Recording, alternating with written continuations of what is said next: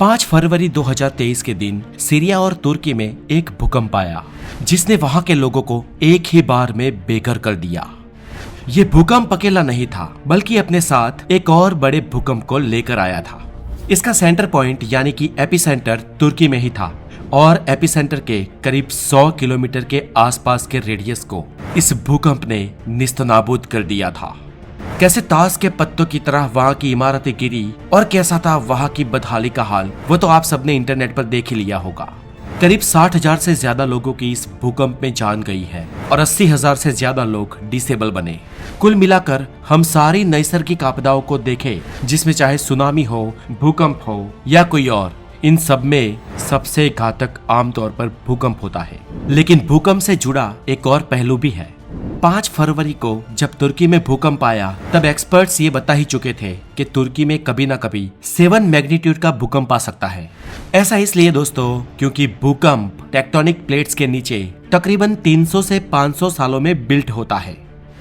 अभी आप हो सकता है कि दोस्तों कंफ्यूज हो रहे हो, लेकिन वीडियो के एंड तक बने रहिए। अर्थक्वेक्स को लेकर आपकी सारी कंफ्यूजन हम इस एक ही वीडियो में खत्म करने वाले हैं और इस वीडियो में एक हाइपोथेटिकल क्वेश्चन के बारे में भी जानने वाले हैं कि क्या हो अगर आज तक का दुनिया का सबसे शक्तिशाली भूकंप यानी कि 15 मैग्नीट्यूड का भूकंप आ जाए तो।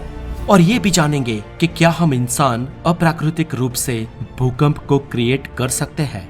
तो फ्रेंड्स, मैं हूँ हितेश गिरी गोसाई, आप हैं हेल्दी और साइंटिफिक ज्ञान से भरे एक चैनल द नॉलेज पर, और अभी तक आप हमारे चैनल पर नए हैं तो इसे सब्सक्राइब करके बेल आइकन जरूर बजा दें। 3 फरवरी 2023 का दिन था। ट्विटर पर एक यूजर ने तुर्की और उसके आसपास के देशों के नक्शे को पोस्ट करते हुए कहा कि सूनर और लेटर यहाँ पर भूकंप आने वाला है और वो भी 7.5 मैग्नीट्यूड का। इस तरह की भविष्यवाणी करने वाला ये व्यक्ति ना तो कोई भविष्य देख सकता है और ना ही ये तुक्का मारने वालों में से है। फ्रैंक हुगरबिट्स नाम का ये व्यक्ति सोलर सिस्टम जियोमेट्री सर्वे के डोमेन में रिसर्च करता है और इस तरह की भविष्यवाणी करने वाला ये पहला रिसर्चर नहीं है। दरअसल इससे पहले भी इस जगह की इस तरह की कई और भविष्यवाणियां भी की जा चुकी थी। इसकी वजह है इस जगह का लोकेशन जो बिल्कुल ही पॉइंट पर और रेड जोन में स्थित है, जो कि भूस्तरीय 3 टेक्टोनिक प्लेट्स का ज्वाइनिंग पॉइंट है। इसकी एक तरफ अरेबियन प्लेट है, एक तरफ अफ्रीकन प्लेट है और एक तरफ एनाटोलियन प्लेट है और इन सबके ऊपर एक यूरेशियन प्लेट भी मौजूद है, जिसके दबाव की वजह से इन सभी के बीच लगातार टेंशन बनती रहती है। दोस्तों, आप तो जानते होंगे कि अगर किसी जगह पर 2 ही प्लेट हो तब भी ये एक दूसरे की तरफ मूव करती है, जिससे भूकंप आता है। और यहाँ पर तो मल्टीपल प्लेट्स मौजूद है, इसलिए भूकंप आने के चांसेस यहाँ पर बहुत अधिक बढ़ जाते हैं। और इस तरह की प्लेट्स की मूवमेंट पर नजर रखी जाए तो हमें यह पता चल सकता है कि कौन सा जोन भूकंप के रेड लाइन में है। हालांकि भूकंप की एग्जैक्ट स्पेसिफिक भविष्यवाणी नहीं की जा सकती, लेकिन किसी जोन में किसी एक लंबे समय के अंतराल में भूकंप आ सकता है या नहीं, इसकी भविष्यवाणी हो सकती है। भूकंप एग्जैक्टली कब आने वाला है इसका इसलिए पता नहीं चल सकता क्योंकि अंदरूनी एनर्जी के फोर्स का हमें कोई आइडिया नहीं होता है। हाँ, अगर उस फोर्स का आइडिया हो तो उसकी स्पेसिफिक भविष्यवाणियां लमसम की जा सकती है, लेकिन अभी तक ऐसी कोई टेक्नोलॉजी डेवलप नहीं हुई है। तो दोस्तों चलिए अभी हम जानते हैं कि क्या हो अगर रिक्टर स्केल में सबसे हाईएस्ट मार्क यानी कि 15 मैग्नीट्यूड का भूकंप आए तो। दोस्तों, आज तक हमने रिक्टर स्केल पर अगर हाईएस्ट किसी भूकंप को रिकॉर्ड किया है तो वो हाईएस्ट नंबर है 9.5 मैग्नीट्यूड का। साल था 1960 और जगह थी चिली का वेलडेविया शहर।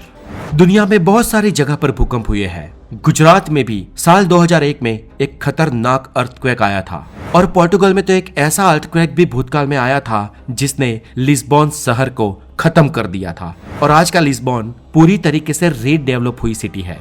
लेकिन दोस्तों, ये दुनिया के सारे भूकंप चिली के साल 1960 में आए इस भूकंप से नीचे थे। हाँ, हालांकि यहाँ पर तुर्की की तरह घनी आबादी न होने के कारण चिली में जान कम लोगों की गई थी, लेकिन अगर नुकसान की बात करें तो वो तो बहुत ज्यादा था। साउथ अमेरिकन कॉन्टिनेंट के इस देश को सबसे ज्यादा नुकसान नॉर्थ अमेरिकन प्लेट की वजह से हुआ था। इस भूकंप का प्रभाव उसके सेंटर पॉइंट से 1000 किलोमीटर के रेडियस में हुआ था और सेंटर पॉइंट से 100 किलोमीटर का रेडियस तो बिल्कुल गायब ही हो गया था। अगर उस समय चिली की आबादी भारत की आबादी की तरह होती तो कह सकते हैं कि वहां पर मरने वालों की संख्या लाखों में पहुंच जाती। दोस्तों ये तो केवल तब है जब भूकंप का मैग्नीट्यूड रिक्टर स्केल में 9.5 है, लेकिन अगर भूकंप 15 मैग्नीट्यूड का हो तो क्या हो सकता है? क्या इस भूकंप से हिमालय जैसी बड़ी पर्वत श्रृंखला का निर्माण हो सकता है? दोस्तों सिस्मोलॉजी के एक्सपर्ट्स के अनुसार 10 मैग्नीट्यूड और 15 मैग्नीट्यूड के अर्थक्वेक के बीच भले ही आपको 5 डिजिट का अंतर दिखाई देता हो, लेकिन जब हम इन्हें रियल स्केल पर देखें तो 15 मैग्नीट्यूड का भूकंप 10 मैग्नीट्यूड के मुकाबले 1000 गुना ज्यादा तबाही मचा सकता है।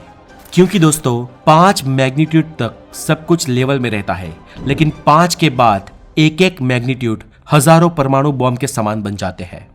और दोस्तों 15 मैग्नीट्यूड का अगर कोई भूकंप किसी विस्तार में आ जाए तो समझो लगभग इसे पूरी दुनिया में महसूस किया जा सकेगा। बस मेरे इतने वाक्य से ये समझ लो कि इसकी तीव्रता कितनी होगी। और दोस्तों इतने बड़े भूकंप के बाद अगर पृथ्वी पर सबसे पहला कोई नजारा दिखाई देगा तो वो होगा वोल्केनो इरप्शन।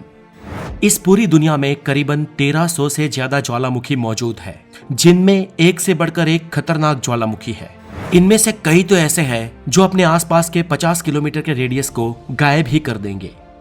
15 मैग्नीट्यूड का अर्थक्वेक सबसे पहले तो इन्हीं ज्वालामुखियों को ट्रिगर करेगा। ये सभी ज्वालामुखी एक साथ फट जाएंगे। दोस्तों अभी आप ये सोच रहे होंगे कि ये नजारा कितना खतरनाक और कितना तबाही भरा होगा, लेकिन यकीन मानिए ये तो बस फर्स्ट हाफ है। आपको बता दे कि ये जमीन के ऊपर वाले ज्वालामुखियों की बात थी, लेकिन वैज्ञानिकों के एक अंदाज के अनुसार समुद्र के भीतर करीब 10 लाख से ज्यादा छोटे बड़े ज्वालामुखी है। और इतना बड़ा भूकंप आएगा तो आप कह सकते हैं कि ये सभी ज्वालामुखी एक साथ इरप्ट होने लगेंगे और जिसके चलते समुद्र का सारा पानी ओवरफ्लो होने लगेगा। टेक्निकल भाषा में कहे तो किनारों पर सुनामी ही सुनामी होगी और ये होने तक करीब 90% पृथ्वी की आबादी खत्म हो चुकी होगी और जो 10% बचे हैं वो किस्मत वाले नहीं लेकिन और ज्यादा बदकिस्मत होंगे। और इसका कारण है ज्वालामुखियों के बाद उससे पैदा होने वाली गैस। पृथ्वी पूरी गैस चैम्बर बन जाएगी और वो 10% मौजूद पृथ्वी के लोग और प्राणी भी अपना दम धीरे धीरे तोड़ देंगे। तो दोस्तों ये थे वो सारे प्रभाव जो कि 15 मैग्नीट्यूड का भूकंप इस पृथ्वी पर डाल सकता है। लेकिन अब सवाल है कि क्या इस तरीके का भूकंप कभी पृथ्वी पर आ सकता है? तो दोस्तों इसका जवाब हमें पृथ्वी के गर्भ में मिलेगा। अगर हम बात करें पृथ्वी के अंदर मौजूद अलग अलग प्लेटों की तो उनकी गतिविधि, उनकी हलचल पहले के मुकाबले अब बहुत शांत हो चुकी है। शुरुआती दौर में जब पृथ्वी एक गर्म गोला हुआ करती थी तब उसके भीतर बहुत ही ज्यादा हलचल होती थी, लेकिन अब इस वक्त ऐसा होना टेक्निकली संभव नहीं है क्योंकि पृथ्वी का तापमान शांत हो चुका है और इन प्लेट्स में मौजूद मैटर भी काफी शांत हो चुका है। इसलिए कुछ हद तक भूकंप आ सकते हैं, लेकिन 15 मैग्नीट्यूड का भूकंप पृथ्वी की अंदरूनी हलचल से तो नहीं आ सकता है। हाँ, अगर बाहर से किसी तरह कोई इम्पैक्ट होता है तो ये हो सकता है, जैसे कि किसी बड़ी उल्का का टकराना। आपको पता होगा डायनासोर के युग में चिक्सेलॉब नाम का एक एस्टेरॉइड पृथ्वी से टकराया था, जिसके कारण डायनासोर्स का विनाश हुआ था। अब दोस्तों एक्चुअली उस टकराव से डायनासोर नहीं मरे थे, लेकिन उस टकराव के बाद करीब 15 से 20 मैग्नीट्यूड का भूकंप इस पृथ्वी पर पैदा हुआ था, जिसके चलते पृथ्वी के ज्वालामुखी इरप्शंस और गैस चैम्बर बन जाने से डायनासोर्स ही नहीं लेकिन 25 किलोग्राम से ऊपर के वजन वाले सभी जीव उस समय पृथ्वी पर खत्म हो गए थे। और इस तरह अगर कोई बाहरी फोर्स इन्फ्लुएंस करता है तो पृथ्वी पर यह भूकंप आ सकता है, लेकिन पृथ्वी की अंदरूनी हलन चलन से तो इतना बड़ा भूकंप आने की कोई संभावना नहीं दिखती है। तो इसलिए दोस्तों आपको अभी चिंता करने की कोई जरूरत नहीं है।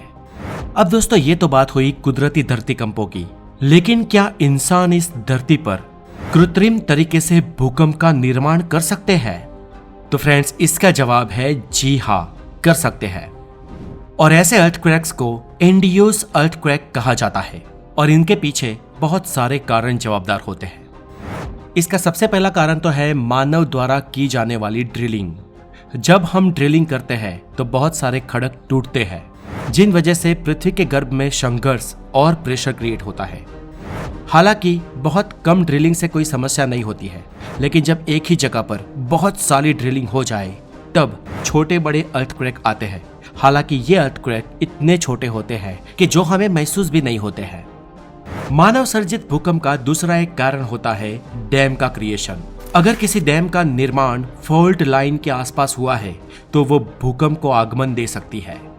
इसका एक उदाहरण अमेरिका के एक राज्य ओक्लाहोमा का ले तो वहां पर बहुत सारे डैम और बहुत सारी ड्रिलिंग हो रही थी, जिसके चलते वहां पर एक ही साल में छोटे छोटे 700 से ज्यादा भूकंप के झटके महसूस किए गए। मानव निर्मित भूकंप का एक और कारण है जो बहुत ही खतरनाक है, और वो है परमाणु विस्फोट। अमेरिका जैसे देश ने अब तक करीब 1000 से ज्यादा परमाणु शस्त्रों का परीक्षण किया है, और ये परीक्षण अमेरिका ने स्पेस से लेकर जमीन के अंदर तक किए हैं। ये बात अलग है कि बाद में कुछ संधियां करके अमेरिका ने अपने परीक्षण रोक दिए थे, पर कोल्ड वॉर में तो अमेरिका ने हद ही पार कर दी थी। एक परमाणु परीक्षण की ओर नजर डाले तो अमेरिका ने साल 1971 में अलास्का स्टेट के एक टापू पर परमाणु परीक्षण किया था, जहां पर परमाणु बम जमीन के अंदर फोड़ा गया था, और जिसकी वजह से 6.8 मैग्नीट्यूड का भूकंप वहां पर हुआ था, और 3 दिन के अंदर वहां पर 1000 से ज्यादा आफ्टर शॉक्स आए थे। और इस पूरी घटना को बकायदा एक वीडियो बनाकर वीडियो में कैद की गई थी। अब अगर आपके मन में ये सवाल उठता हो कि क्या ऐसे भूकंप किसी निश्चित स्थान को टारगेट करके किए जा सकते हैं, तो जवाब है मुझे नहीं पता। आगे आप खुद अपना रिसर्च करें, आप खुद समझदार हैं। सो फ्रेंड्स, अर्थक्वेक के रिलेटेड आपको सभी जानकारी इस वीडियो में मिल चुकी होगी। अगर आप पृथ्वी की ज्योग्राफी और अर्थक्वेक के बारे में और ज्यादा जानकारी पाना चाहते हैं तो इस वीडियो के नीचे डिस्क्रिप्शन में दी गई लिंक पे जाके हमारी एक डॉक्यूमेंट्री जरूर देखें, जिससे आपकी नॉलेज में और ज्यादा बढ़ोतरी होगी। सो फ्रेंड्स, आज के लिए इतना ही। अगर आपको ये वीडियो पसंद आया है तो इसे लाइक करें, हमारे चैनल पर अगर आप नए हैं तो इसे सब्सक्राइब करें, और आपके जो भी विचार, जो भी आइडियाज हो उसे हमें कमेंट्स बॉक्स में जरूर बताएं। तो आगे मिलते रहेंगे ऐसे ही हेल्दी और साइंटिफिक ज्ञान से भरे वीडियोस के साथ। तब तक अपना बहुत सारा ध्यान रखें। Have a wonderful day, take care.